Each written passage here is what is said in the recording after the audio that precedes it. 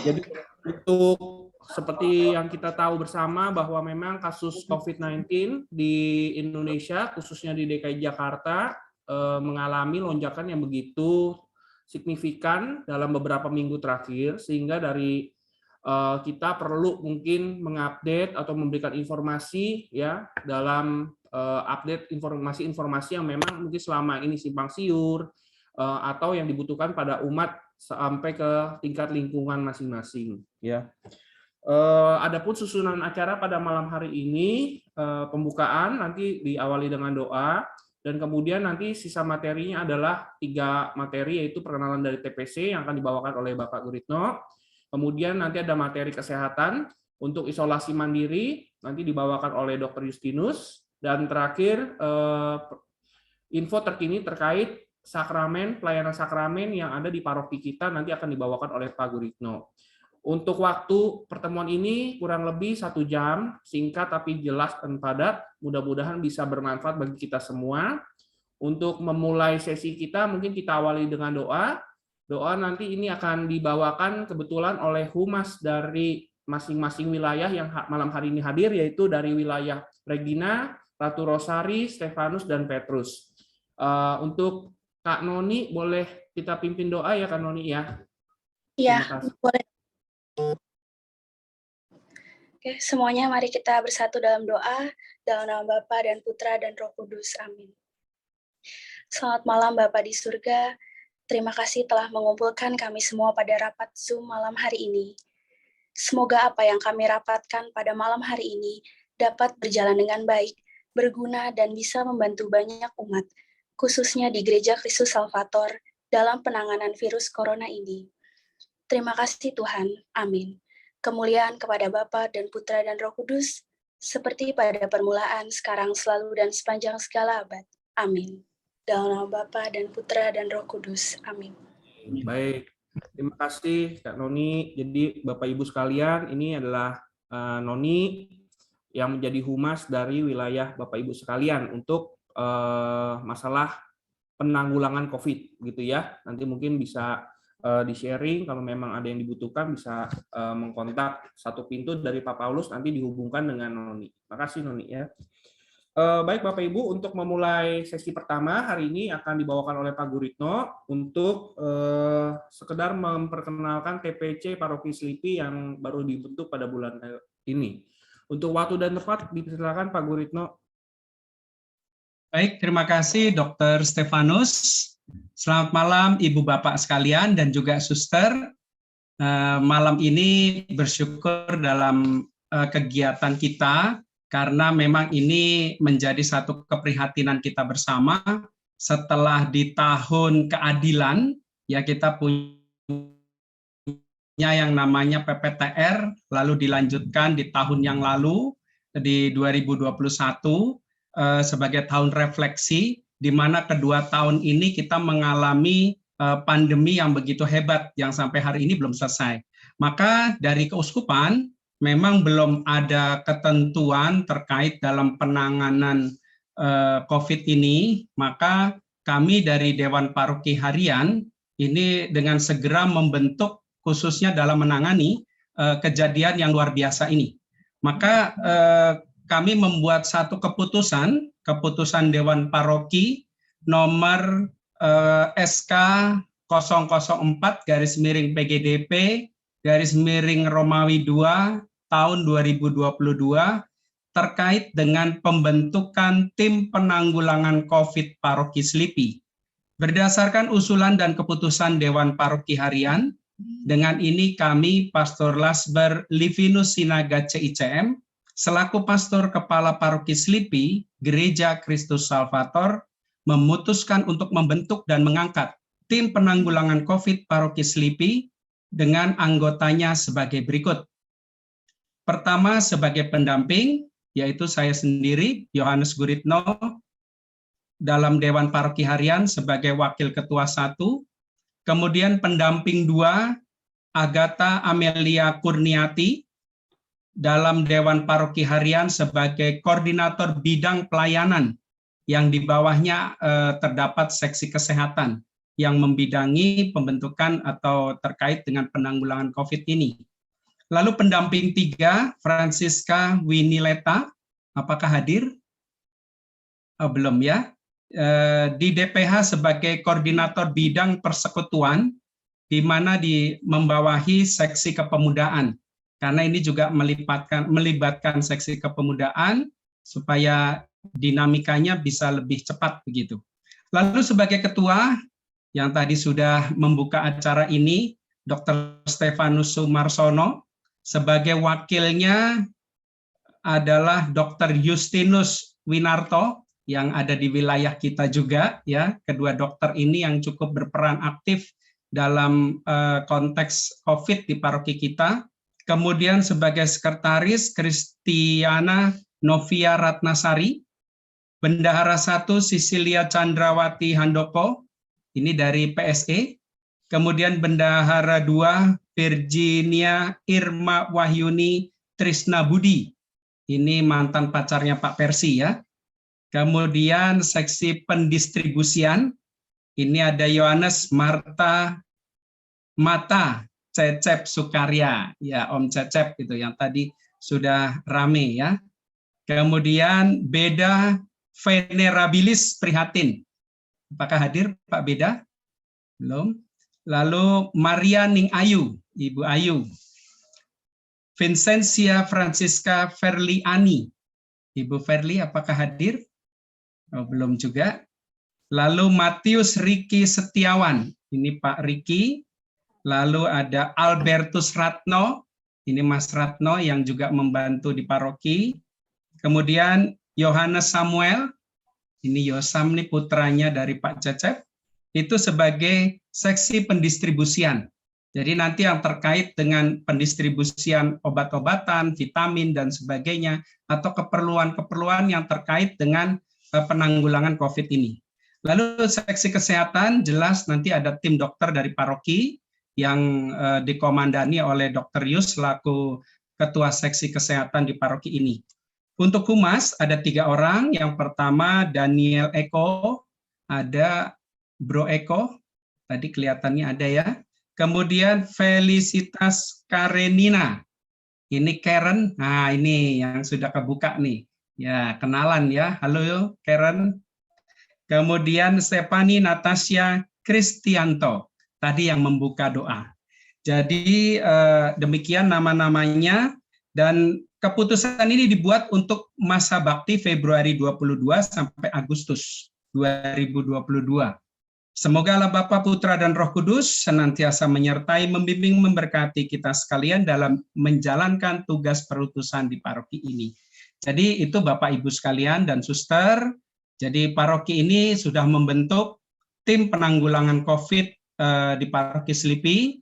Nah, lebih jelasnya apa yang menjadi ruang lingkup, tugas, tupoksinya, dan juga apa yang akan direncanakan, pastinya ini akan dijelaskan secara detail ya oleh ketua kita, Dr. Stefanus, sehingga nanti mohon diperhatikan sungguh-sungguh ya, kalau bisa bertanya lebih banyak ya, supaya kita juga nanti bisa memberikan penjelasan kepada umat kita.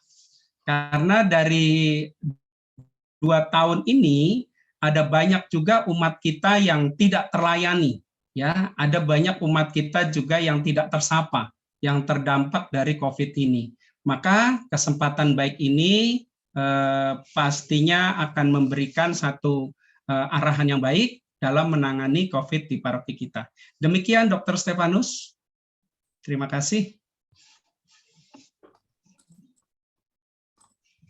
Baik, terima kasih Pak Guritno untuk perkenalannya kepada kita semua.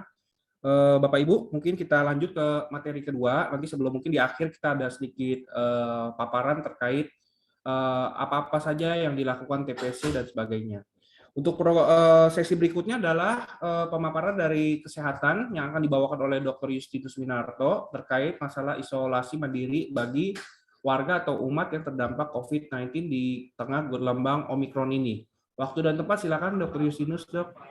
Oke. Baik, terima kasih Dr. Stefanus. Selamat malam Pak Guritno, selamat malam Bapak Ibu dan teman-teman serta suster. Ya, saya lihat ada suster. Selamat malam suster dan Bapak Ibu serta teman-teman sekalian. Izinkan saya untuk share slide dulu. Oke, slide saya sudah munculkah? Sudah ya. Oke, baik. Mudah-mudahan hari ini saya sedikit menjelaskan tentang isolasi mandiri atau ini kita singkat isoman, ya. Ini menjadi panduan dari Bapak Ibu serta teman-teman sekalian. Mudah-mudahan ini mendapat pengetahuan baru, ya, menambah wawasan baru untuk Bapak Ibu sekalian. Nah, jadi fokus saya pada malam hari ini lebih ke arah isoman, ya, bukan pemeriksaan atau dan sebagainya. Nah, tujuan saya sebenarnya pada malam hari ini dengan saya menerangkan ini atau sharing, ya saya katakan sharing ya, karena di sini ada Dr. Step juga, ada Dr. Patricia, ada mantan pacar saya juga ya. Jadi ini hanya sekedar sharing untuk Bapak Ibu sekalian, ya sedikit berbagi ilmu juga untuk Bapak sekalian. Tujuannya adalah apa? Tujuannya adalah supaya kita menambah pengetahuan dan kita menjadi agen edukasi ya terkait COVID ya, terutama Omikron yang saat ini mungkin lagi merebak ya, tahu gejala, keluhan ya, cara pencegahan dan bagaimana cara isolasi mandirinya. Ini yang terpenting gitu. Nah, saya akan bahas sedikit tentang keadaan saat ini, hari ini bagaimana, kemudian nanti saya akan bahas tentang karantina dan isolasi mandiri. Jadi kalau kita lihat hari ini, wow, ya ini adalah kasus hari ini. Jadi Bapak Ibu sekalian, kita lihat hari ini 64.718 kasus baru. Ya, ini adalah angka paling tinggi selama pandemi. Nanti kita akan lihat di belakang. Ya, jadi ada 64.718. Jadi rekor baru sepanjang pandemi Indonesia.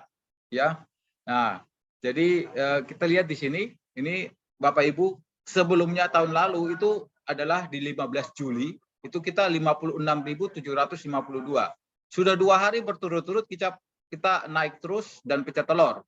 Ya, kemarin juga sudah mendekati. Jadi yang pasti kemarin itu sudah pecah telur juga. Ya, hari ini lebih tinggi lagi. Jadi hari ini adalah ini histori dari awal mula pandemi sampai hari ini ya. Jadi Bapak Ibu silakan lihat, ini sangat tinggi, dia akan naik terus ya, mudah-mudahan tidak sampai ini, dan saya berharap sih akan turun. Tapi sebenarnya kalau kita bicara tentang kasus yang ada sekarang, kenapa tidak begitu panik gitu ya? Kenapa rumah sakit itu beda dengan waktu kasus di bulan Juli atau Agustus ya, rumah sakit penuh dan sebagainya. Karena kenapa? Bapak Ibu lihat sini. Nah, ini adalah angka kematian ya. Kalau angka kematian itu di bulan Juli, Agustus itu tinggi sekali. Tapi hari ini kematian, saya bukan mendoakan ya, berkisar sekitar 160-an. Ya, kalau tadi ini grafik ini adalah angka tentang kasus COVID yang terkonfirmasi positif. Yang garis merah ini adalah angka kematian. Kematiannya jauh lebih kecil daripada bulan Juli atau Agustus tahun kemarin. Ya, kenapa? Ya, karena katanya ya ini ada beberapa faktor ya. Jadi bisa saja karena ini varian Omikron yang relatif lebih ringan ya, kemudian dibantu vaksinasi yang sudah berjalan ya. Nah, jadi kalau kita bicara tadi ya, tadi saya ini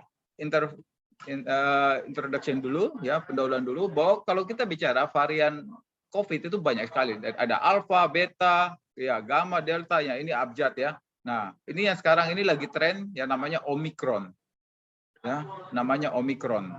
Nah, sebenarnya analoginya itu apa? Analoginya itu kalau aku ada varian-varian, dulu ada varian delta, ya sekarang ini lagi Omikron. Varian itu saya ibaratkan kayak kita ada beras merah, ada beras putih, ya, ada beras hitam atau kucing, ya, contoh, ya, ada kucing dengan ras tertentu. Ini adalah varian-variannya. Ya, begitu pula varian di COVID ini. Ada alpha, beta, gamma, delta, ya, ini yang menjadi concern. Jadi yang disebut varian of concern. Nah, ada juga yang disebut variant of interest. Ini biasanya tidak terlalu berbahaya, tapi yang berbahaya ini ada alpha, beta, gamma, delta, termasuk omikron sendiri adalah termasuk variant of concern. Jadi dalam istilah medis kita disebut namanya variant of concern. Ini yang kita harus waspadai, harus kita konsentrasikan untuk penanggulangannya. Nah, jadi ini lihat ya, Bapak Ibu, ini ada varian alpha, ada varian beta, ya, gamma, delta ini mulai di Oktober 2020, ini dari India, dan omikron ini ditemukan atau mulainya di November tahun lalu, mulainya di Afrika Selatan. Nah, varian omikron sendiri itu memiliki kemampuan atau penularan dan memperbanyak diri lebih tinggi daripada sebelumnya. Jadi lihat angka kasus itu, kalau Bapak Ibu lihat kalau grafik tadi yang naik turun, kalau kita bicara varian delta itu tidak terlalu naiknya cepat sekali. Dia naik tapi pelan-pelan. Beda dengan omikron, sangat cepat, sangat cepat naik grafiknya. Ya, dalam beberapa minggu terakhir ini atau dalam 1 bulan ini itu sangat langsung mencapai tinggi sekali. Beda dengan yang varian delta tahun kemarin. Ya, jadi sebagian besar kasus omikron adalah tanpa gejala. Jadi jangan kita menduga orang yang jalan di tengah jalan atau mal yang tidak ada gejala sama sekali pun itu dia bebas COVID, belum tentu. Makanya prokes tetap harus kita jalankan, ya. Yang pasti vaksinasi bermanfaat untuk mencegah timbulnya gejala pada varian omikron. Jadi daya tahan tubuh, antibodi itu sangat penting bagi kita semua. Nah, ini bicara data. Kalau kita bicara di Afrika Selatan, ya, Afrika Selatan waktu varian Delta itu Bapak Ibu lihat, ya, merah ini artinya menyebabkan penyakit yang berat, ya, yang beratnya itu lebih banyak daripada yang ringan.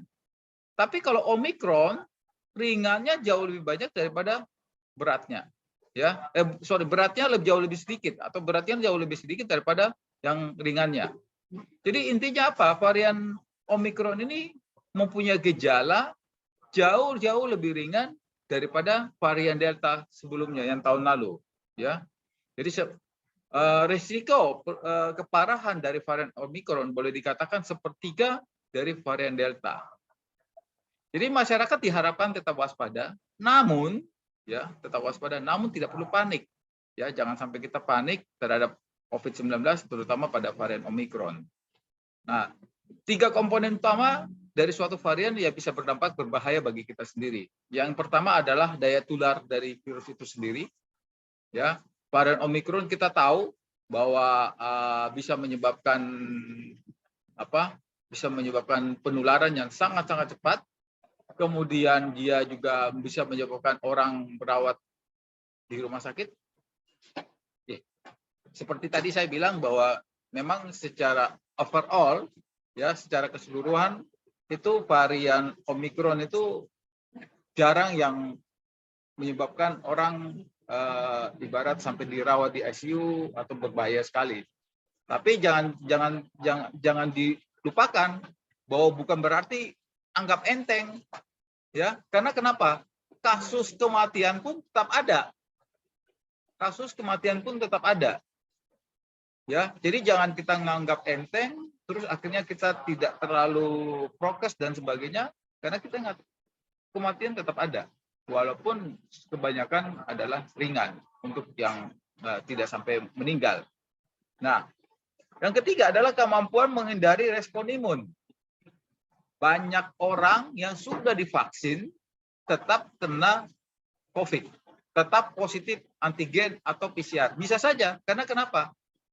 Varian baru ini dia bisa menghindari respon imun yang sudah ada atau menghindari antibodi yang sudah ada. Jadi walaupun kita disuntik, ya, itu bukan berarti kita pasti aman. Nah, ini yang menyebabkan kita bisa kena lagi COVID gitu. Nah, ada gejala-gejala untuk varian Omikron. Bapak Ibu, ya, ini berdasarkan dari Perhimpunan Dokter Paru, ya, saya ambil dari Perhimpunan Dokter Paru, bahwa kasus-kasus yang sekarang itu jarang terjadi anosmia dan disgnosia. Artinya apa? Anosmia itu hilang penciuman. Umumnya orang yang kena sekarang itu kayak batuk pilek. Ya, dan kasus yang tersering, ya kasus yang tersering adalah nyeri tenggorokan atau tenggorokan gatal. Dia rasa kering di gitu kayak gitu. Nah, itu ya, itu kasus yang paling sering ada. Jadi jangan orang berpikir oh ini cuma gatal-gatal alergi. Hati-hati. Karena kasus yang paling sering kalau dulu kita waktu tahun lalu kita bilang oh harus ada anosmia atau hilang penciuman atau disgnosia itu pengecapan kita tidak berasa, kita makannya manis kita hilang perasa. Ya. Nah, jadi yang kasus yang paling banyak ya adalah nyeri tenggorokan gatal atau batuk kering. Ini yang kasus terbanyak. Walaupun gejala-gejala yang lain pun ada. Misalnya mudah kelelahan, mudah lelah, ya, hidung tersumbat, pilek, demam, ya, nyeri kepala, ya, ini semua ada. Ya. Nah, meskipun terkesan ringan, berbagai data melaporkan bahwa perburukan gejala memerlukan perawatan, ya, seperti demam tinggi, sesak napas. Nah, ini harus dirawat. Ya, harus dirawat. Tidak boleh kita biarkan saja. Terutama pada kelompok-kelompok yang misalnya lanjut usia atau orang-orang yang ada komorbid.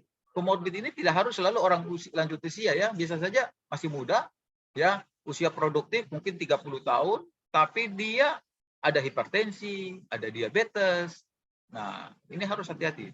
Atau pada anak-anak. Nah, ini kelompok-kelompok ini yang biasanya ya kalau kena COVID-19 varian Omikron ya nggak ringan, cukup berisiko, makanya kita perlu waspada. Nah, ini saya bicara sedikit, mungkin review sedikit Bapak Ibu tentang transmisi, ya, transmisi bagaimana daya tularnya, ya. Mungkin Bapak Ibu juga ada tahu bahwa kalau kita bicara itu jarak droplet kita itu kurang lebih bisa sampai 1,5 meter. Makanya kita harus atur jarak kurang lebih 1 meter sampai 2 meter. Nah, kalau kita batuk, ya, itu bisa sampai lebih dari 2 meter. Dan kalau kita ngomong dengan kencang, bersin, ya, kita bersin. Nah, itu bisa saja sampai lebih dari 6 meter. Ya, ini hanya bagaimana cara transmisi dari COVID. Nah, ini saya bicara yang berikut adalah tentang masa inkubasi. Ya, jadi kalau kita kena terinfeksi pertama kali virus masuk, jangan berpikir besok langsung ada gejala. Belum tentu ya Bapak Ibu ya. Jadi kalau kita kena COVID, umumnya gejala itu baru muncul hari ke-4 atau ke-5. Ya, jadi kalau kita terpapar dengan orang COVID, mungkin akan muncul gejala itu hari ke-4 atau hari ke-5. Nah, tapi dia hari kedua atau hari ketiga dia sudah bisa menulari orang lain. Ini secara umum ya, tapi pada tiap-tiap orang bisa saja berbeda-beda. Nah, sebenarnya pada dasar ini adalah dijadikan pedoman kapan kita melakukan antigen, kapan kita melakukan PCR. Di sini nanti kita akan ini, tapi saya tidak akan terlalu fokus pada di sini. Nah, ini jadi pemeriksaan yang biasa kita lakukan adalah pemeriksaan PCR, mungkin Bapak Ibu udah tahu, ya. Dan juga yang kedua adalah antigen, ya. Pemeriksaan PCR dan juga pemeriksaan antigen. Bapak Ibu perlu diketahui bahwa pemeriksaan PCR tidak bisa mendeteksi varian COVID. Tidak bisa mendeteksi varian itu Omikron, Delta atau apa, tidak bisa. PCR hanya mendeteksi dia kena COVID atau tidak. Tapi kita tidak bisa bilang, oh kalau begitu PCR positif, oh ini varian Omikron, nggak bisa. Untuk menentukan varian itu Omikron atau varian itu Delta, itu harus dilakukan pemeriksaan lebih lanjut yang namanya WGS, ya. WGS ini sampelnya harus dikirim, ya. Tidak semua lab bisa seperti ini. Sangat jarang lab yang bisa karena kita jarang melakukan ini ya, di lab-lab atau kita sendiri jarang melakukan ini karena pemeriksaan ini sangat mahal, di atas 5 jutaan ya, sangat mahal. Nah, bagaimana tentang isolasi dan karantina mandiri ya? Ada mungkin kalau beda isolasi sama karantina mandiri saya pernah jelaskan di webinar saya tahun lalu ya, saya tidak akan bahas. Nah, kapan kita akan melakukan isolasi sendiri di rumah atau kapan kita harus ke rumah sakit? Ya, kapan kita harus isolasi boleh di rumah atau kapan kita harus isolasi ke rumah sakit. Nah, Bapak Ibu, kita harus lihat di sini bahwa kalau Bapak Ibu tanpa gejala, ya, tanpa gejala sama sekali, ya. Jadi begitu kena COVID tidak ada gejala sama sekali, ya, itu boleh dirawat isolasi mandiri di rumah, boleh, ya. Nanti tapi harus memenuhi kriteria rumahnya gimana. Nah, ini harus nanti kita akan bicarakan di belakang.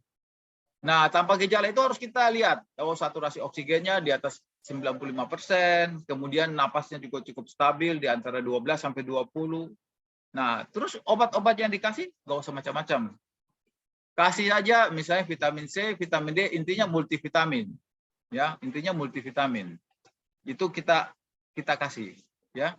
Kalau dia ada batuk-batuk ringan ya, ingat ya, ringan ya kita kasih obat batuk ya, nggak kita kasih obat batuk atau dan sebagainya. Ini ibarat. Nah, yang kedua, kalau gejalanya ringan, ya, kalau gejalanya ringan, ya, di mana saturasi oksigen masih tetap di atas 95%, napasnya juga tidak ada masalah. Nah, ini sudah ada demam, batuk, lemas, nyeri otot, ya, ini sudah masuk ke namanya gejala ringan. Nah, ini harus disebut isolasi terpusat, ya, atau boleh kita kalau tidak di rumah boleh, tapi harus dengan kontrol yang ketat dari fasilitas kesehatan, ya, terutama puskesmas, ya, dan yang pasti rumahnya harus memenuhi kriteria tertentu untuk kalau dia mau isolasi di rumah. Obat yang kita berikan pada orang yang kasus gejala ringan, ya, itu biasanya vitamin seperti tadi dan tambah, ya, antivirus. Biasanya dipakai favipiravir atau molnupiravir. Ya, favipiravir atau molnupiravir. Bapak Ibu, perlu nggak antibiotik di sini? Ya, perlu nggak? Selama tidak ada infeksi bakteri, tidak perlu antibiotik.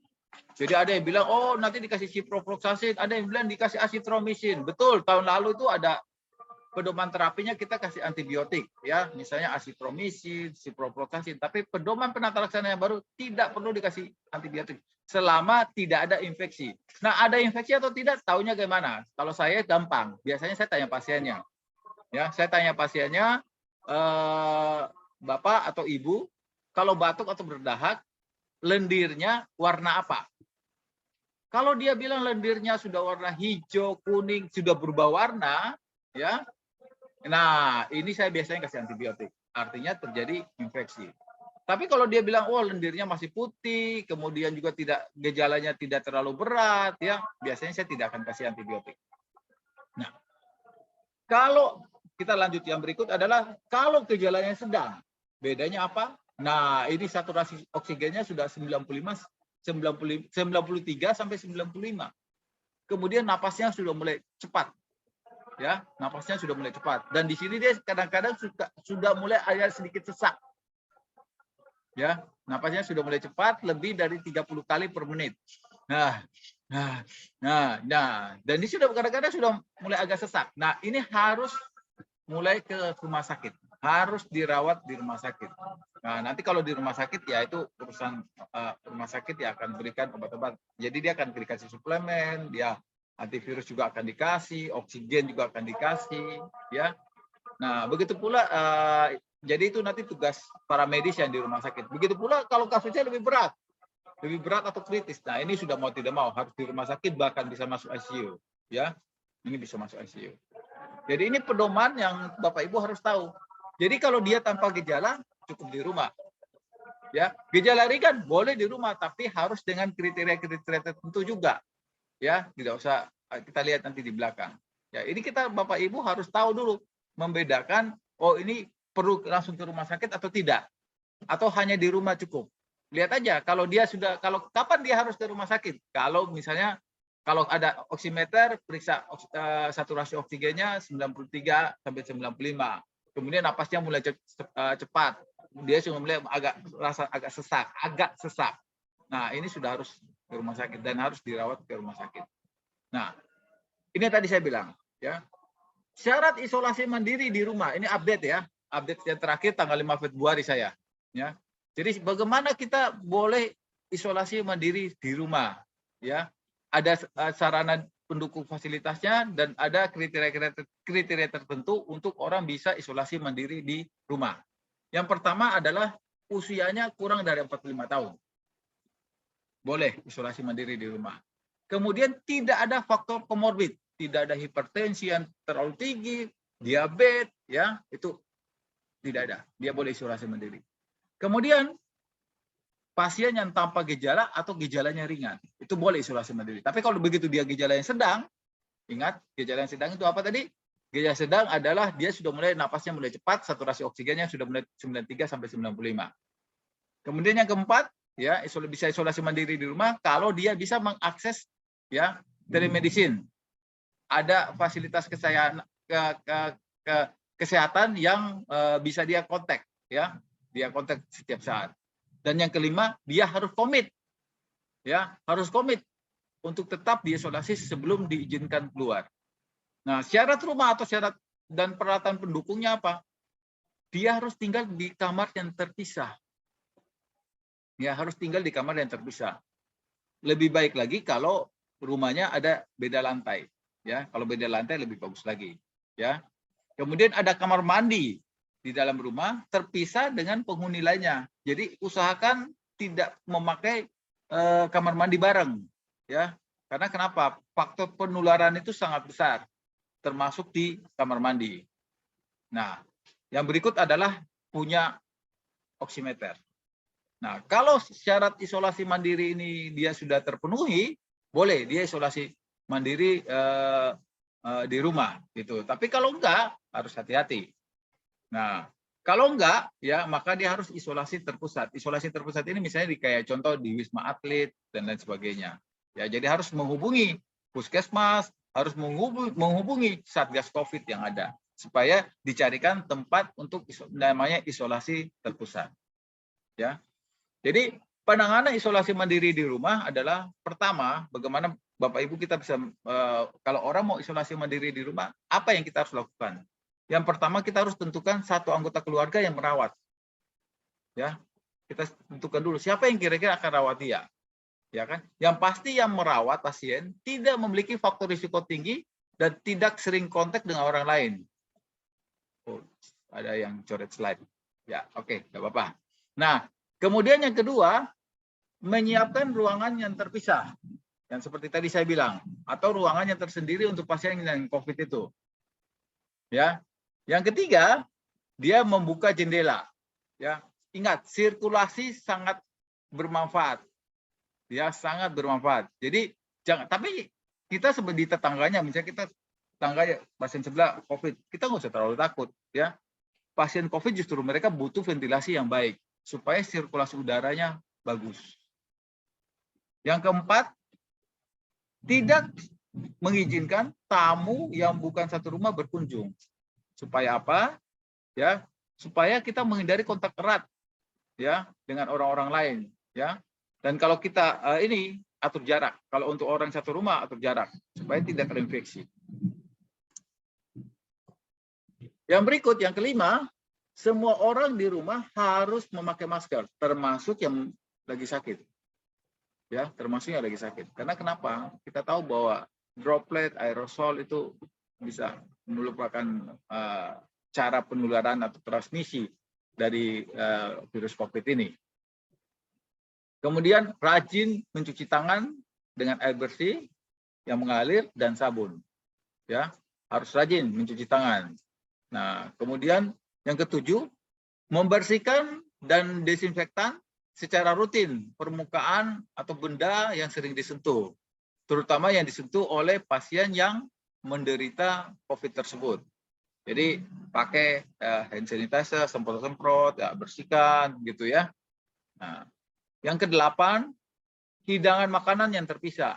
Jadi peralatan makan, gelas, ya, piring, ya, tempat tidur, ya, itu sudah harus benar-benar terpisah dengan. Jadi jangan makan dengan piring yang sama, ya, gelas yang sama, ya, itu harus hati-hati. Kemudian yang kesembilan, orang yang terinfeksi harus cukup istirahat. Harus cukup istirahat. Dan makan makanan yang bergizi untuk supaya penyembuhan dia lebih cepat. Dan kalau dia ada faktor-faktor penyakit-penyakit kronis, ya itu harus diobati.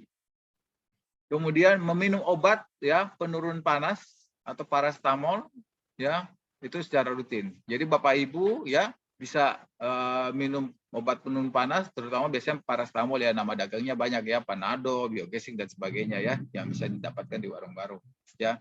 Ini yang kita lakukan. Nah, jadi protokol isoman, bagaimana protokol isoman? Ya ini periksa suhu ya, periksa suhu tubuh pagi dan sore. Jadi 2 kali sehari dia harus cek.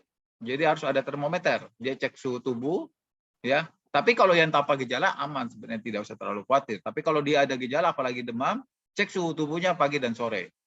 Kemudian rajin periksa saturasi oksigen dan frekuensi nadi, karena di oximeter itu ada saturasi dan berapa denyut nadi per menit. Kemudian pantau laju napas, jaga-jaga kalau sesak dan sebagainya. Dan yang pasti harus ada makanan bergizi untuk yang sedang isoman itu. Nah, ini hanya catatan saya, catatan harian yang mungkin bisa dibuat ya. Misalnya contoh ini dia isoman hari Senin sampai hari Minggu ya, ini seterusnya bisa dibuat. Jadi gejalanya apa, ada keluhan atau tidak, suhu tubuhnya bagaimana, ya saturasi oksigennya bagaimana, frekuensi denyut nadinya per menit bagaimana, napasnya bagaimana, atau apa ada keluhan-keluhan lain atau tidak. Nah, ini dibuat ya sebisa mungkin sehari 2 kali. Ya, sehari 2 kali dibuat catatannya. Jadi kita melihat perkembangannya dari hari ke hari. Ya, mulai dari gejala atau keluhan, suhu tubuh, saturasi oksigen, nadinya bagaimana, laju napasnya bagaimana, atau ada keluhan lain atau tidak. Nah, ada satu lagi yang sekarang di Jabodetabek lagi tren-trennya adalah layanan telemedicine. Jadi kalau Bapak Ibu sudah terkena COVID dan datanya itu masuk Peduli Lindungi, ya datanya itu masuk Peduli Lindungi, biasanya nanti Bapak Ibu akan di WA, Bapak Ibu akan di WA sama ada satu dari server, mereka akan bilang, mereka akan bikin semacam telemedicine, boleh konsultasi, ya setelah WA kita boleh konsultasi. Konsultasi ini nanti dikasih pilihan, ya kita bisa pakai Halodoc dan sebagainya, ya itu ada beberapa provider, ya nanti kita masukin kata kuncinya isoman, ya kata kuncinya isoman. Setelah itu kita konsultasi, setelah konsultasi nanti kita akan dikasih resep, ya dalam bentuk kayak backshot screenshot gitu, ya screenshot, ya. Nah resep itu kita akan tebus ke apotek. Ya, secara elektronik. Ini semua secara elektronik. Step by step nanti akan dikasih tahu.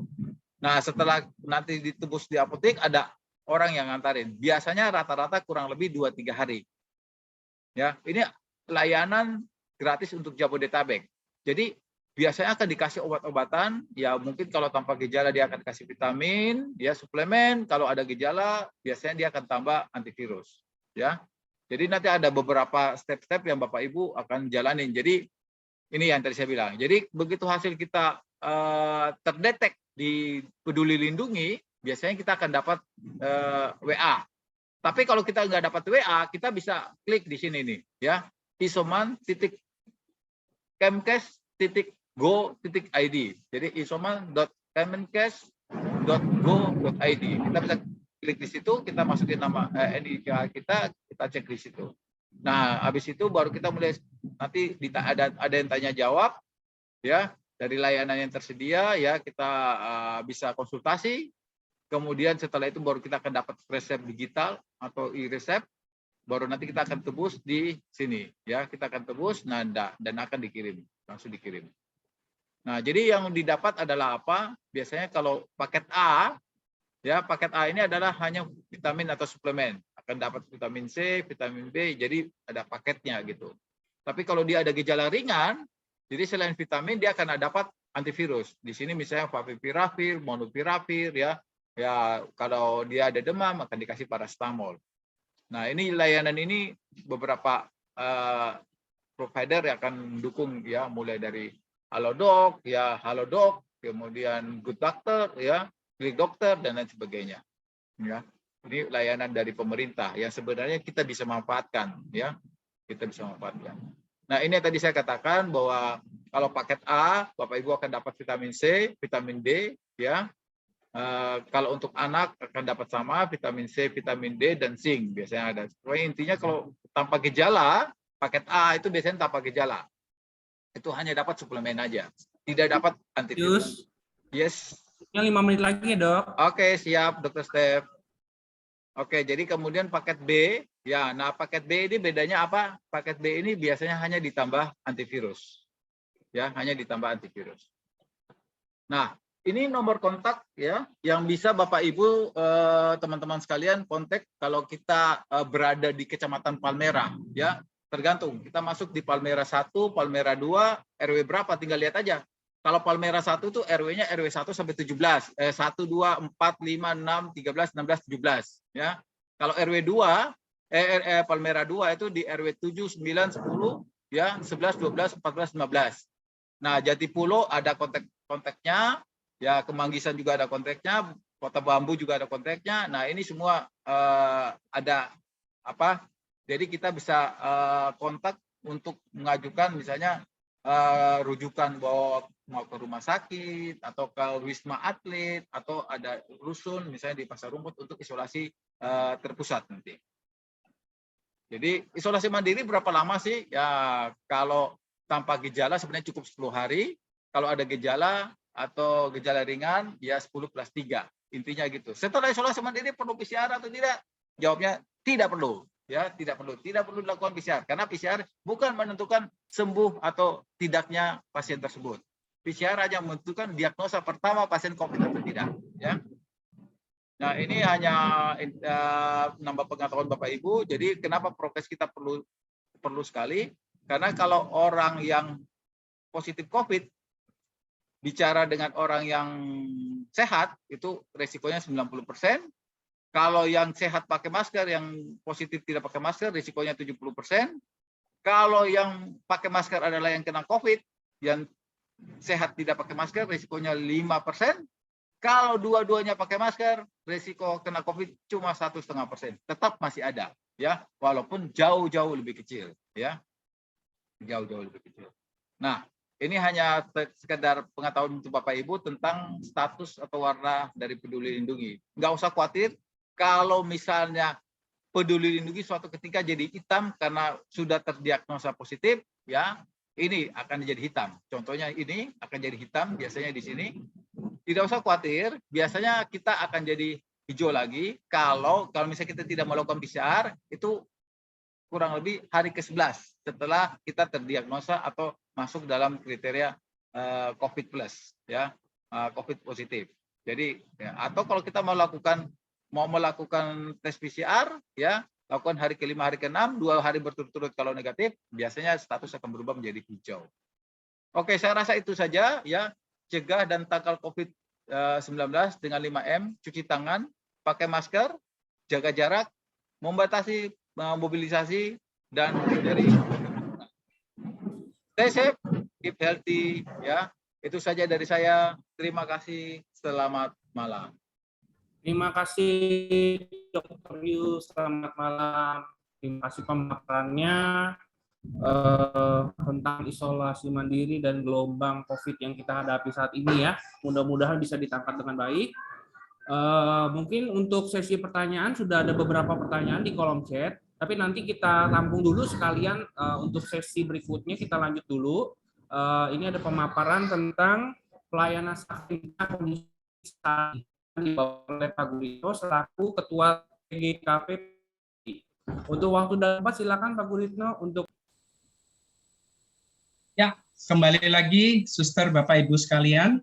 Saya mau menambahkan sedikit saja karena paling tidak kalau sosialisasi terkait dengan pelayanan sakramen, kita ingat bahwa waktu itu Keuskupan Agung Jakarta pada tanggal 8 Juni 2020, jadi 2 tahun yang lalu, itu mengeluarkan SK terkait dengan pedoman umum pelayanan sakramen di era new normal. Dan ketentuan tersebut memang masih berlaku sampai sekarang dan ditambah dengan beberapa ketentuan-ketentuan yang terakhir ada penegasan terkait dengan masalah Omikron. Jadi memang kami dari tim gugus kendali paroki ini kadang-kadang yang dihadapi di setiap misa dan sebagainya kerap kali masih banyak terkendala dengan kurangnya komunikasi atau informasi dari umat sekalian. Ya, banyak sekali khususnya dari lingkungan-lingkungan. Mungkin pada kesempatan ini karena ini ada 4 wilayah ya, para ketua lingkungan menginformasikan kepada umatnya. Karena yang terjadi di lapangan, teman-teman dari TGKP kita sering sekali ya mendapatkan omelan ya, kadang-kadang sampai ya tidak enak lah didengarnya bahwa gereja ini mempersulit ya, bahwa gereja ini kok sepertinya harus diatur-atur, harus pakai ini dan sebagainya. Padahal kita ingat bahwa Bapak Uskup sendiri menegaskan pada tahun 2020 bahwa semua ini dilakukan untuk kebaikan kita bersama. Dan kita tahu bahwa dari sekian paroki, ya dari ada 67 paroki yang ada, bahwa gereja Katolik tidak ada yang menjadi klaster. Ada yang menjadi yang terpapar COVID dan sebagainya, tapi gereja Katolik tidak menjadi klaster yang berasal dari gereja. Nah itulah Bapak Ibu sekalian, beberapa hal yang mungkin kalau detailnya mungkin cukup panjang, tetapi intinya bahwa sekarang dalam pelayanan sakramen khususnya misa offline, dalam 2 minggu ini terjadi penurunan yang sangat luar biasa. Ya, jadi ketika ada yang mendaftar 100, yang hadir hanya 30. Ya, jadi itu sudah dengan sendirinya dengan adanya Omikron ini memang sangat menurun, di samping ada pembatasan usia 18 sampai dengan 60 tahun. Ya, kebetulan juga kami mendapatkan informasi dari paroki-paroki yang ada di Dekanat Barat 1 pun demikian adanya penurunan dari jumlah umat dalam 2 minggu terakhir. Jadi ini memang perlu disadari kondisinya memang sedang tidak baik-baik. Jadi umat juga kelihatannya juga menyadari walaupun memang ada beberapa yang mungkin terkait dengan prokes dan sebagainya, kerap kali kami di gereja itu harus mengingatkan, masih ada yang menggunakan masker seperti tadi Dr. Yus sampaikan ya. Kami dari tim gugus kendali biasanya kita harus lihat kiri kanan mana yang maskernya tidak digunakan dengan baik dan sebagainya. Lalu juga masih ada sampai hari ini ya, sampai minggu yang terakhir bagaimana pemahaman umat terkait dengan alur ya. Jadi Ibu Bapak sekalian, pada saat awal di 2 tahun yang lalu kami tim gugus kendali sebelum mendapatkan perizinan dari keuskupan, kami sudah membuat alur, ya, membuat alur yang sudah kami rencanakan. Pada saat visitasi dari Romo Vikjen selaku Ketua TGKP KAJ, semua itu dirubah, ya, bagian alur dan sebagainya dari proses ya, pejalan kaki di mana, pemotor di mana, dan mobil di mana. Ya, jadi itu memang terkait dengan alur supaya kita tidak bersinggungan antara pejalan kaki, pemotor, dan yang mengendarai mobil. Namun pada kenyataannya proses berjalan ini kerap kali masih kami mendengar, waduh sepertinya ada kasta, ya, yang mobil duduk di tengah, yang pejalan kaki duduk di sebelah pinggir, juga dengan pemotor. Padahal itu sampai dengan Pastor Lasberg, Pastor Kosmas pun sudah menyampaikan ini terkait dengan prokes. Ya, jadi ini mohon nanti disampaikan juga kepada umat bahwa sampai hari ini Paroki Slipi, ya kalau dilihat dari 2 tahun ini, kasus yang kita tangani terkait yang katakan terpapar COVID, ya, yang setelah misa lalu menginformasikan ke kami, ke tim gugus kendali, atau juga ke sekretariat paroki, sampai hari ini tidak lebih dari 10.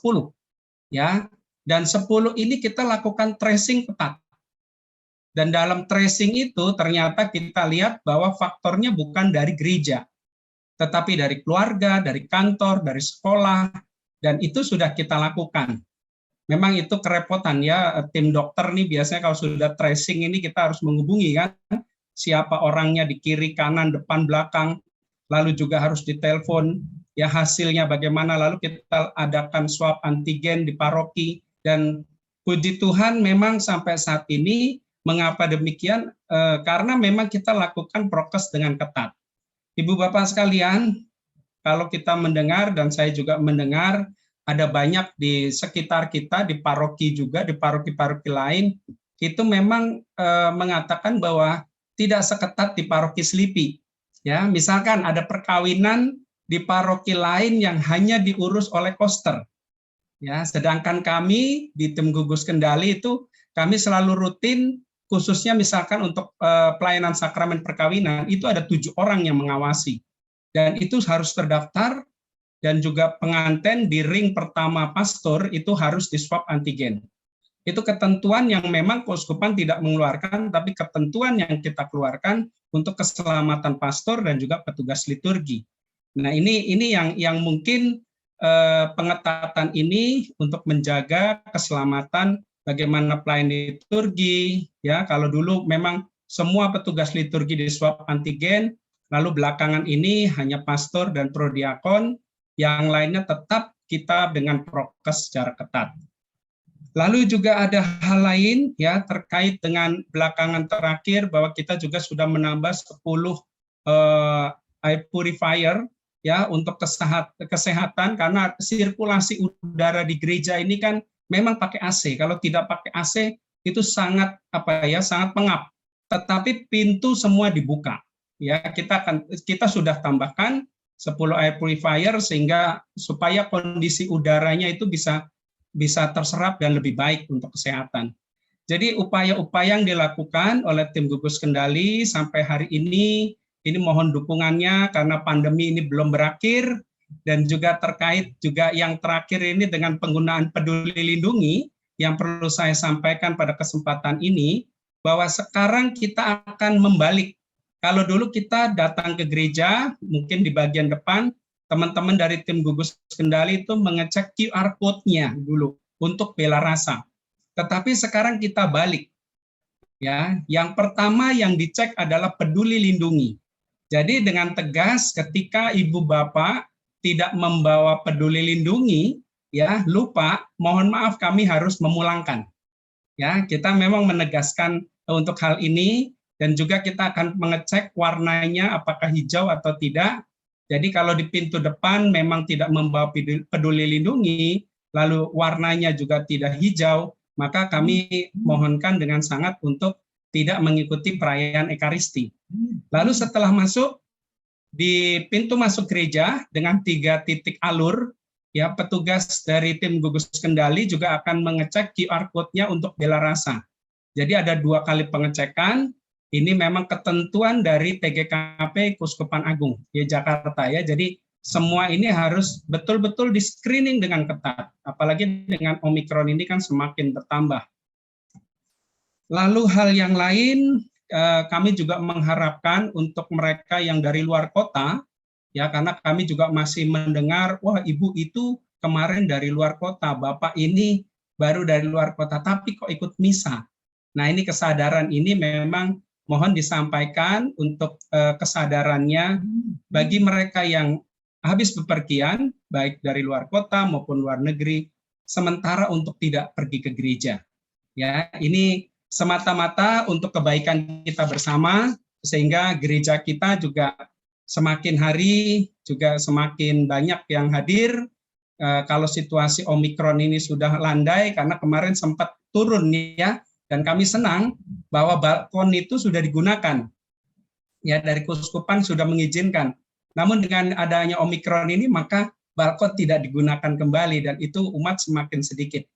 Ya, saya lihat dari minggu lalu itu misa pagi itu tidak lebih dari 30 orang, lalu misa yang kedua total semua hanya kurang lebih 80 orang dari kuota 150, karena kita turunkan ya dari 150. Kalau sebelumnya itu kuotanya adalah 250. Jadi itu Bapak Ibu sekalian, singkat saja yang ingin saya sampaikan. Intinya bagaimana kita bekerja sama, saling mendukung, ya. Program dari tim gugus kendali tujuannya adalah bagaimana kita melakukan prokes ketat sehingga kita bisa mengikuti pelayanan sakramen dan kegiatan lainnya dengan baik. Demikian Dr. Stefanus. Makasih banyak Pak Guritno. Jadi mudah-mudahan bisa menambah persepsi kita disamakan bahwa memang ini tujuannya untuk kebaikan kita bersama ya Bapak Ibu ya. Baik, terima kasih. Mungkin untuk di akhir sesi saya ada sedikit memaparkan tentang tim penanggulangan COVID Paroki Selipi yang memang mungkin baru dan sama-sama kita kenal ya. Untuk Pak Eko boleh dibantu share screen, Pak Eko.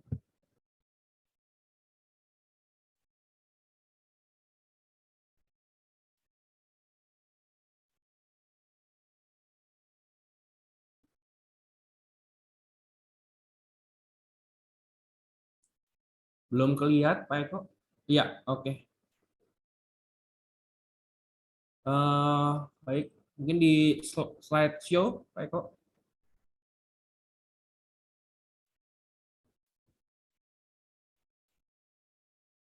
Ya, jadi ini Bapak Ibu, tim penanggulangan COVID-19 di Paroki Selipi, sesuai SK yang telah tadi disampaikan oleh Pak Guritno. Slide, Pak Eko.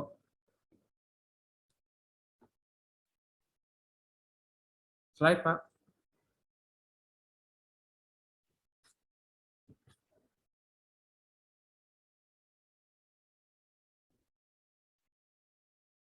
Pak Eko, bisa slide?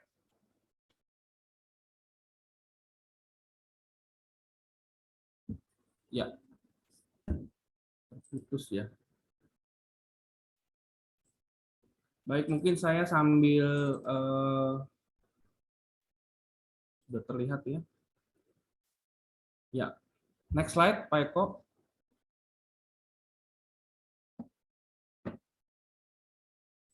Ya. Jadi untuk pembagian wilayah kita bagi menjadi 3 kelompok, di mana ada wilayah Regina, RR, Petrus, dan Yohanes. Nanti untuk humasnya adalah Kak Natasha atau Noni. Untuk tim distribusinya ada Pak Cecep untuk wilayah Regina dan Stefanus, dan ada Yosam untuk wilayah Ratu Rosari dan Petrus. Untuk tim kesehatan sendiri, wilayah Regina, RR, Petrus, dan Stefanus akan dimonitor oleh Dr. Justinus. Ya. Nanti untuk wilayah lain ada pembagiannya sendiri, nanti kita akan sampaikan di sesi berikutnya. Untuk pilar kerja yang akan disampaikan, nah ini ada 4 pilar kerja: promotif, preventif, kuratif, dan rehabilitatif. Totalnya ada 10 program yang rencananya kita akan laksanakan di tim penanggulangan COVID-19. Tapi yang sudah fix kita akan laksanakan 8 ini dulu. Yang pertama adalah sosialisasi informasi update COVID-19 kepada umat, di mana ini kita perlukan untuk mendapatkan informasi yang jelas dan tidak simpang siur gitu ya. Jadi dalam nanti mungkin secara periodik, ketika ada update terbaru tentang COVID-19 ini, kita akan coba sampaikan kepada umat melalui wilayah masing-masing, seperti pertemuan pada malam hari ini. Untuk program kedua, ini menjaring vaksinasi COVID-19 seluas-luasnya kepada umat melalui tim humas tentu saja. Jadi kita minta data dari Bapak Ibu sekalian, kendala-kendala atau daftar umat yang belum divaksinasi, baik dosis 1, 2, maupun booster. Jadi ini untuk sebagai data kita di paroki juga, bahwa memang kita mendorong setinggi-tingginya, seluas-luasnya umat kita semua bisa mendapatkan layanan atau akses vaksinasi ini untuk melindungi proteksi terhadap gelombang COVID ataupun penyakit-penyakit yang memang dikomplikasi akibat COVID ini. Lalu untuk tracing oleh tim kesehatan, ini sudah berjalan beberapa kasus yang memang mungkin dicurigai, seperti disampaikan oleh Pak Guritno, bahwa memang ada terindikasi positif dan sebagainya. Kita melakukan tracing oleh tim kesehatan yang memang kemungkinan tidak bisa dihandle ataupun umat yang betul-betul berkebutuhan itu. Lalu yang selanjutnya, untuk di dalam program kuratif ada pemberian atau distribusi multivitamin atau obat, nanti akan dihandle oleh tim dari humas dan distribusi. Lalu seperti disampaikan tadi Dr. Yus tentang isolasi mandiri, di mana memang salah satu syaratnya adalah untuk memantau kadar saturasi oksigen. Sehingga umat yang memang isolasi mandiri ini memerlukan adanya oximeter. Dan memang kalau memang itu kesulitan, umat yang memang tidak bisa mengakses alat ini, baik segi biaya maupun memang sulit untuk mendapatkannya. Jadi kita di TPC ini sudah punya kurang lebih ada 6 alat yang memang bisa dipinjamkan ke umat yang memang betul-betul membutuhkan, sehingga isoman itu betul-betul terlaksana dengan baik di rumahnya, sehingga berkesinambungan monitoring isoman oleh tim kesehatan sesuai wilayah masing-masing tadi bisa terjadi gitu ya, terlaksana dengan baik. Akan dibentuk nanti tim WA bagi umat atau keluarganya yang memang membutuhkan pemantauan isolasi mandiri oleh tim kesehatan. Lalu untuk bantuan makanan atau sembako oleh tim distribusi, lalu kerjasama Domus Isoman, seperti yang tadi juga disampaikan oleh Dr. Yus, bahwa salah satu syarat untuk isolasi mandiri adalah syarat rumah, di mana kalau jika memang rumahnya tidak memenuhi syarat, dan juga isolasi terpusat oleh pemerintah tidak bisa dilaksanakan, maka silakan menghubungi Humas tim penanggulangan COVID, di mana nanti kita akan coba untuk merujuk ke tempat-tempat untuk isolasi yang memang memadai sebagai syarat rumahnya tadi, gitu. Mungkin itu secara garis besar pada malam hari ini. Kebetulan 4 wilayah, ada humasnya tadi sudah kita perkenalkan di awal sesi, ada Kak Noni yang memang nanti bisa menyampaikan undangan-undangan terkait sosialisasi dan sebagainya, dan juga untuk permintaan-permintaan yang tetap sampai saat ini kita laksanakan melalui Google Form. Next slide. Dan ini beberapa yang sudah kita lakukan pada malam hari ini, sesi untuk sosialisasi. Next. Dan juga pembagian vitamin. Ini mungkin belum semua umat juga bisa mengetahui aksesnya. Dari permintaan Google Form tadi akan kita tindak lanjuti oleh pembagian multivitamin atau obat-obatan melalui tim distribusi. Dan kami harapkan juga keaktifan atau pelayanan daripada ketua lingkungan maupun juga pengurus lingkungan masing-masing, karena ini tidak bisa terhandle semua kalau memang hanya dari panitia yang mendistribusikannya begitu. Jadi diharapkan kalau memang membutuhkan bisa mengambil ke gereja dan juga nanti berdistribusi dengan tim humas ataupun distribusi. Mungkin itu saja sedikit gambaran tentang TPC yang akan kita laksanakan kurang lebih yang diberikan amanah oleh gereja sekitar 6 bulan ke depan. Mudah-mudahan sebelum 6 bulan ini berakhir, tugasnya sudah tidak diperlukan lagi begitu. Mudah-mudahan demikian. Oke, mungkin kita langsung masuk ke sesi tanya jawab ya Bapak Ibu ya. Ini di kolom chat sudah ada sekitar 5 pertanyaan yang memang sudah disampaikan tadi. Pertanyaan pertama oleh Pak Andre dari Petrus 3. Dok, bagaimana membedakan Omikron dengan flu dan batuk biasa karena sekarang musim pancaroba? Mungkin Dr. Yus boleh menjawabnya, Dok. Langsung, Dok. Silakan, Dok. Oke, terima kasih Dr. Steph. Jadi sebenarnya kalau kita bertanya membedakan secara pasti itu tidak bisa, ya. Tidak bisa kita membedakan secara pasti apakah itu flu atau flu biasa atau karena COVID atau Omikron. Saya nggak mau bilang Omikron ya, saya bilang COVID gitu, karena untuk mengetahui Omikron atau tidak kita harus pemeriksaan lebih detail. Tapi seperti yang tadi saya katakan bahwa biasanya ya gejala-gejala yang saat ini ada adalah rasa tidak nyaman di tenggorokan, ya rasa tidak nyaman di tenggorokan.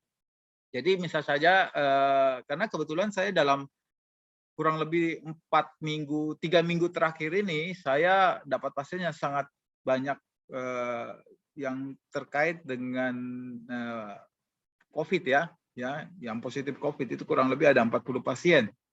Ya, makanya saya sudah dicolok antigen PCR sampai 4 kali, antigen mungkin 3-4 kali gitu. Nah, luar biasa ini udah bolong ini. Nah, jadi umumnya yang datang ke saya ya itu gejalanya sangat ringan, tidak ada gejala spesifik, ya tidak ada gejala spesifik, ya umumnya ya yang saya tadi katakan bahwa dia merasa nggak enak di tenggorokan atau merasa nggak nyaman. kadang disertai demam, kadang pun tidak disertai demam. Itu jadi tidak bisa kita memastikan. Memastikannya dengan apa? Pemeriksaan gitu. Tapi kalau pasti itu bahwa itu flu biasa atau tidak, nggak bisa. Gitu. Dokter Step, gitu mungkin.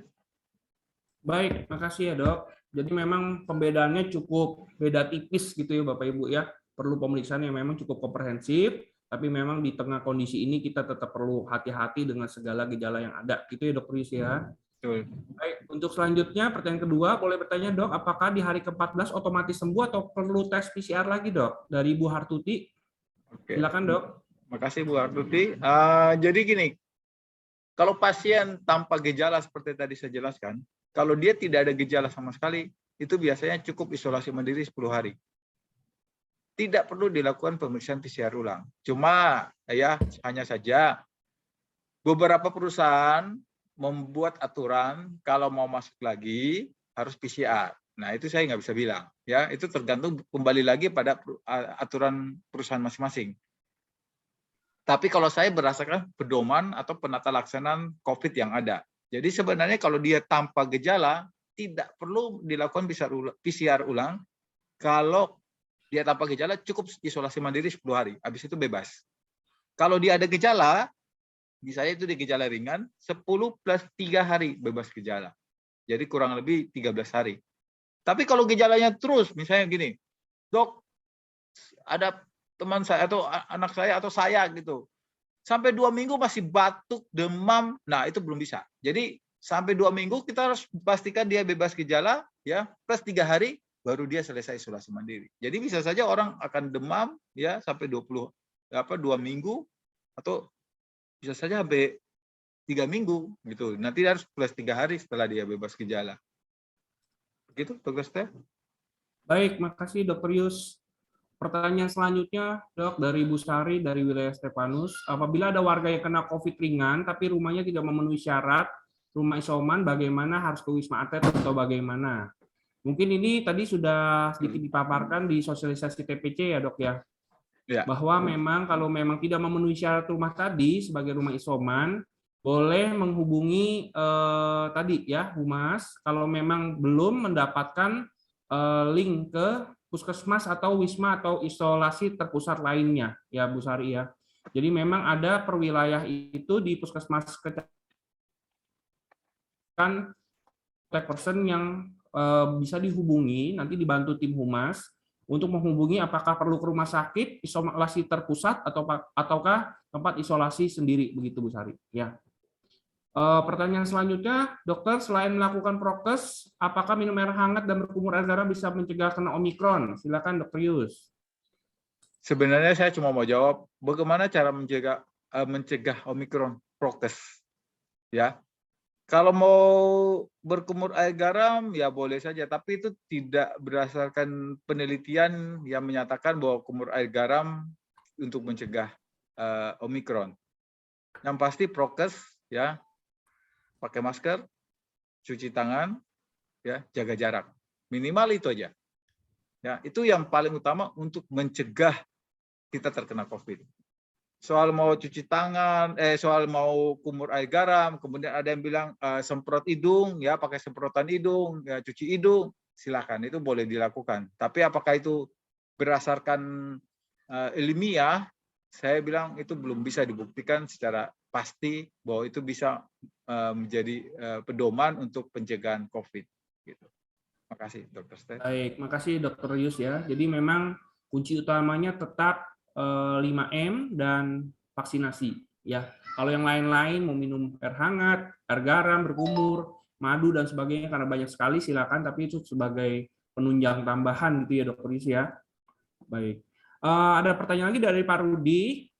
Regina, tanya dokter, apakah benar salah satu pembeda antara flu biasa dan Omikron adalah mata berair dan mata tetap kering kalau Omikron gitu. Mungkin tadi sudah dijelaskan Dr. Yus ya dok ya. Mungkin ada tambahan dok terkait pertanyaan ini dok. Yang pasti begini Bapak Ibu, bahwa bagaimana kita tahu bahwa itu kita kena COVID atau tidak bisa dilihat dari hanya gejala.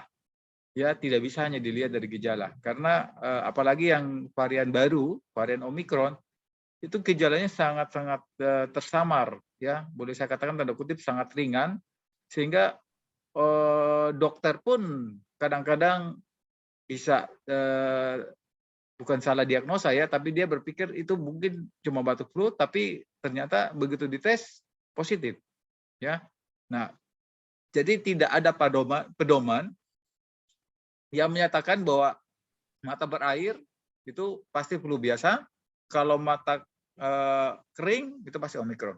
Kita nggak bisa. Saya menjawab tidak bisa secara medis, tidak bisa begitu menjadi patokan. Dr. Steph. Ya, makasih dok. Yang terakhir dari Bu Hartuti, kalau tetap batuk selama 2 minggu, apakah masih perlu isoman dok? Kalau memang setelah waktu 2 minggu itu habis. Lalu pertanyaan berikutnya, setelah 14 hari namun PCR tetap positif, apakah tetap harus isoman dok?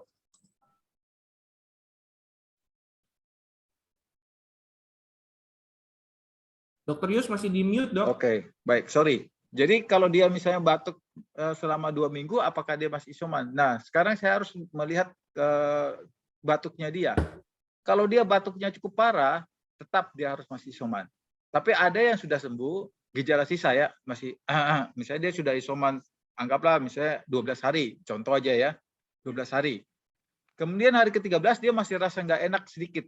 Kadang-kadang misalnya 15 menit sering muncul, 15 menit sering muncul, itu saya sih berani menjamin bahwa dia sudah aman, ya, sudah aman. Lain halnya kalau misalnya dia sudah isoman, setelah misalnya contoh 12 hari, masih batuk produktif, masih batuk, apalagi disertai demam. Ya, apalagi disertai demam. Nah, itu sudah tetap isoman harus diperpanjang. Diperpanjang selama berapa lama? Diperpanjang terus sampai dia bebas gejala, plus 3 hari baru dia boleh dikatakan selesai isoman. Nah, mengenai apakah bila tanpa gejala setelah 14 hari PCR tetap positif, apakah masih harus isoman? Ya, intinya saya katakan PCR bukan untuk menentukan pasien itu sembuh atau tidak. Kecuali pasien kalau dirawat di rumah sakit ya, yang kasusnya sudah berat atau kritis. Itulah cerita. Tapi kalau saya bicara tentang isoman di rumah, kita bicara tentang isolasi di rumah, PCR bukan menentukan kita sembuh atau tidak. Jadi jangan pakai patokan PCR, apalagi city value. Setelah dia misalnya tidak pasien, karena saya pernah ketemu pasien 2 bulan itu PCR-nya masih positif. Pasien sama sekali tidak ada gejala. Sembuh atau enggak? Saya catatkan sembuh. Ya, karena PCR, kenapa saya bilang jangan pakai patokan PCR? PCR itu Bapak Ibu, teman-teman sekalian, PCR itu yang diperiksa apa? PCR itu kalau kita bilang dalam kedokteran kita bilang bahwa yang diperiksa itu adalah fragmen virus. Fragmen virus. Baik itu virus itu masih hidup maupun virus itu sudah mati, PCR-nya pasti masih positif. Jadi bisa saja setelah dia isoman 2 minggu, dia sudah tidak ada gejala apapun, ya. Tapi PCR-nya masih positif. Karena kenapa? Bagian-bagian virusnya masih ada. Bagian kepalanya virus, bagian kakinya virus masih ada. Virusnya udah mati. Virusnya udah mati, tapi kakinya masih ada, kepalanya masih ada. PCR-nya pasti masih positif. City value-nya bisa saja masih positif, masih rendah. Masih bisa 30, masih 32. Tapi sebenarnya secara prinsip, pasien ini sudah sembuh. Nggak ada masalah gitu. Jadi kenapa PCR jangan menjadi patokan bahwa pasien itu sembuh atau tidak. Mudah-mudahan cukup jelas. Iya, baik. Terima kasih Dr. Yus atas jawabannya. Oh, ini ada tambahan lagi terakhir nih dari Yuniko dan Bu Hartuti. Kapan perlu tes di dimer dok untuk pasien COVID? Oke, baik. Terima Bu Yuniko. Nah, periksa di dimer itu adalah untuk memeriksa, saya berusaha membahas awam kan ya, pemeriksaan kekentalan darah. Kapan kita periksa kekentalan darah? Sebenarnya antara perlu tidak perlu, ya. Untuk saya ini dalam kapasitas bicara isoman. Umumnya kita kalau isoman itu gejalanya tanpa gejala atau gejala ringan. Perlu nggak periksa D-dimer? Kalau dia tidak ada komorbid, tidak ada macam-macam faktor-faktor lain, saya rasa tidak perlu karena pemeriksaan D-dimer itu tidak murah loh ya. Ya. Pemeriksaan D-dimer itu cukup mahal. Jadi kalau dia tidak ada faktor komorbid atau misalnya dia ada risiko pengentalan darah atau apa, saya rasa tidak perlu kita lakukan gitu. Jangan kita membuang uang ya melakukan pemeriksaan yang tidak perlu. Tapi bagaimana, perlu atau tidak? Sebaiknya harus konsultasi. Ya, konsultasi ke dokter supaya dokter bisa tanya jawab lebih lanjut bahwa orang ini berisiko untuk pengentalan darah atau tidak. Begitu, Dr. Steph. Baik, makasih Dr. Yus. Terima kasih.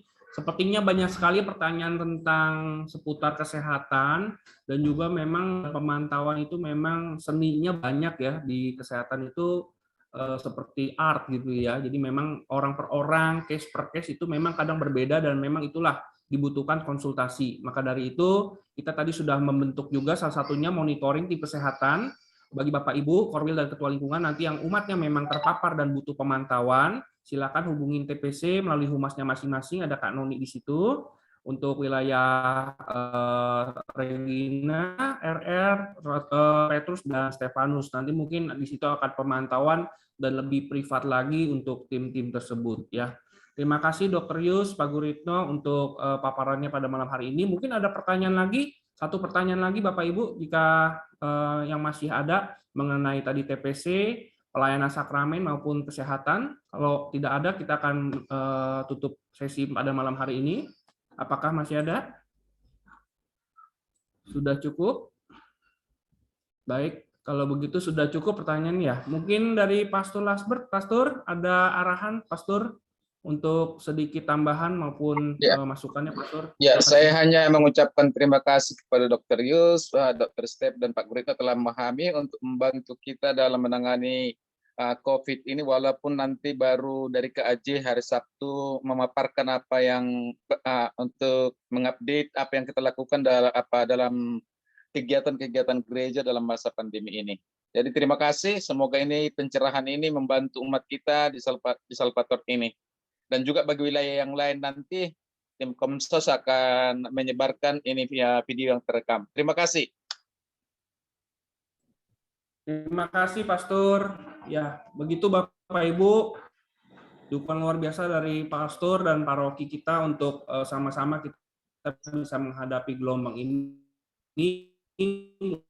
Mudah-mudahan kita bisa melewati semua dengan baik. Kiranya Tuhan memberkati. Baik, untuk mungkin oleh Pastor Lasbert.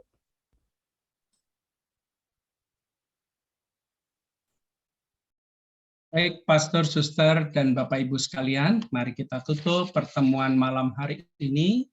Mari kita siapkan hati. Dalam nama Bapa dan Putra dan Roh Kudus, amin. Allah yang Maha Baik, kami mensyukuri atas segala anugerah-Mu, karena kehidupan dan juga rahmat yang boleh kami terima hingga saat ini. Di luar begitu banyak orang-orang yang sakit, yang terpapar, dan membutuhkan bantuan kami, orang-orang yang saat ini sehat, sehingga curahkanlah Roh Kudus-Mu, apa yang diupayakan oleh gereja, oleh umat-Mu pada kesempatan malam hari ini, kiranya Engkau berkati, sehingga kami boleh menjangkau umat-umat kami yang saat ini sedang sakit, khususnya terpapar virus COVID. Dan juga kami mohon rahmat-Mu, kiranya tim yang bekerja juga mendapatkan dukungan dari umat, sehingga satu sama lain boleh bersinergi untuk bersama-sama membantu seluruh umat, dan juga apa yang dilakukan sungguh hanya demi kemuliaan Tuhan yang semakin besar. Dan kalau malam hari ini kami akan berpisah dan beristirahat di rumah kami masing-masing, biarlah rahmat-Mu senantiasa menyertai kami, sehingga esok kami boleh bangun dengan rahmat dan sukacita yang baru. Dan untuk itu kami mohon berkat dari Pastor Lasbert. Tuhan bersamamu Dan bersama roh. Semoga kita sekalian dan segala rencana yang kita buat, dan khususnya pada weekend ini kita akan melakukan vaksinasi booster, diberkati oleh Allah yang Maha Kuasa, khususnya juga bagi anggota keluarga kita yang sakit, supaya diberikan Tuhan penyembuhan. Bapa dan Putra dan Roh Kudus. Amin. Terima kasih banyak. Terima kasih, Terima kasih Pastor. semuanya. Terima kasih Romo, Suster, Bapak Ibu teman-teman Terima sekalian. kasih Terima semuanya. kasih Terima kasih semua. semuanya. Salam Sehat sehat. selalu. Tetap sehat. Luar biasa. Tuhan Sehat berkati. semuanya. Tuhan Terima terkati kasih. pelayanan tim Salvator. Jangan lupa Amin. Amin. Vaksin jangan lupa hari Sabtu. Yang belum daftar Peduli langsung lindungi. datang Belum ke dapat spot tiket aja. dong. nggak Bawa apa-apa. HP, bawa HP. Oh lupa, belum 6 bulan nggak boleh ya? Belum daftar nggak apa-apa. Belum, langsung Bu. daftar aja. Oh, oke, ya anak-anak. Nanti yang- lihat belum boleh. Hamin 1 atau Hamin 2 Bu, biasanya tiketnya muncul. Ya. Oke, Vaksin 3. terima kasih. Iya. Ya, Terima kasih, kasih. terima kasih. Mohon pamit. izin